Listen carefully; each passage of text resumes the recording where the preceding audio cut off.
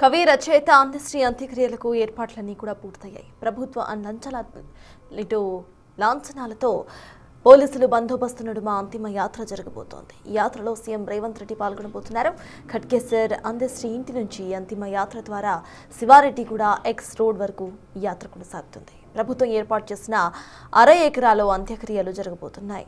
అంత్యక్రియలు జరిగే స్పాట్ గురించి మరింత సమాచారం మా ప్రతినిధి సుజాత అందిస్తారు. రచయిత అందశ్రీకి అంతిమయాత్రలకి అన్ని ఏర్పాట్లను పూర్తి చేశారు.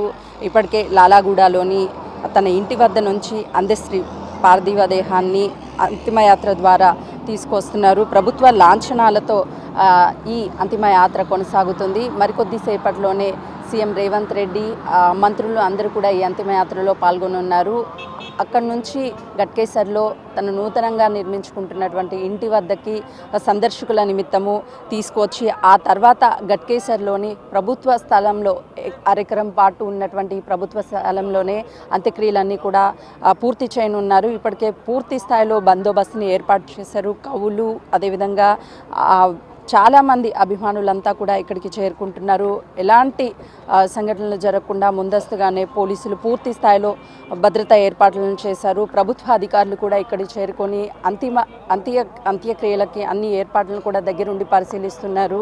ఇక్కడే అంత్యక్రియలు మొత్తం కూడా పూర్తి చేయనున్నారు. అందశ్రీ ఒక సహజ కవిగానే చెప్పొచ్చు. ఎందుకంటే తన మాటలు అదేవిధంగా తన రచనలు ఎంతో మందిలో స్ఫూర్తిని నింపడంతో పాటు ఇక్కడ సమాజంలో ఉన్నటువంటి ప్రతి విషయాన్ని కూడా తన మాటల ద్వారా రచనల ద్వారా ప్రతి ఒక్కరికి తెలియజేసినటువంటి ఘనత దక్కింది అనంటే ఆ కవి కేవలము అందశ్రీననే చెప్పొచ్చు.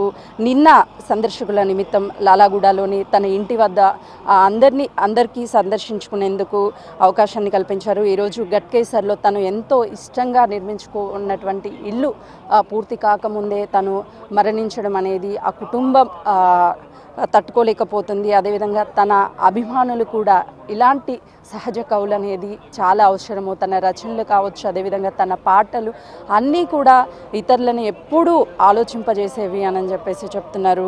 దాంతోపాటు మరికొద్దిసేపట్లోనే తన అంత్యక్రియలు కూడా అంతిమ యాత్ర ఎంతో పోలీసు భారీ బందోబస్తు మధ్య కొనసాగనున్నది. ఇక్కడ వరకు చేరుకున్న తర్వాత అంత్యక్రియలన్నీ కూడా ఏర్పాట్లు మొత్తం పూర్తి చేస్తారు. ఈ ప్లేస్లో ప్రధానంగా ఎందుకంటే తను ఒక సహజ కవి అందశ్రీ, తను ఎన్నో రచనల ద్వారా అదేవిధంగా తన పాటల ద్వారా ఎంతో మందిలో చైతన్యం తీసుకొచ్చారు. అక్షరాస్యత లేనప్పటికీ కూడా తను తెలంగాణ గేయాన్ని అందించినటువంటి ఒక గొప్ప కవిగా చెప్పవచ్చు.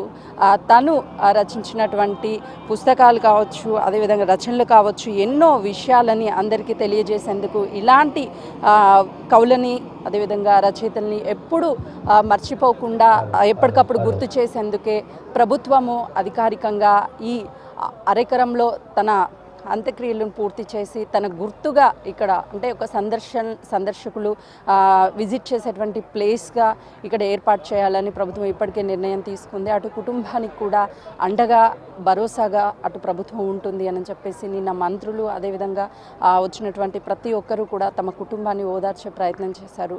సీఎం రేవంత్ రెడ్డి వచ్చి అంతిమ యాత్రలో పాల్గొంటారు. ఆ తర్వాత ఇక్కడ అంత్యక్రియలు జరిగేటువంటి స్పాట్కి వస్తారు. ఆ తర్వాత కార్యక్రమాలన్నీ కూడా మరికొద్ది సేపట్లోనే అంటే సీఎం రేవంత్ రెడ్డి అంతిమయాత్రలో పాల్గొన్న తర్వాత ఇక్కడికి ఈ ప్రభుత్వ స్థలం వరకు తన అంత్యక్రియలు జరిగేటువంటి ప్లేస్ వరకు తీసుకొచ్చి అంత్యక్రియలు కూడా ప్రభుత్వ లాంఛనాలతో చేయనున్నారు. కెమెరామెన్ శ్రీకాంత్తో సుజాత, గట్కేసర్.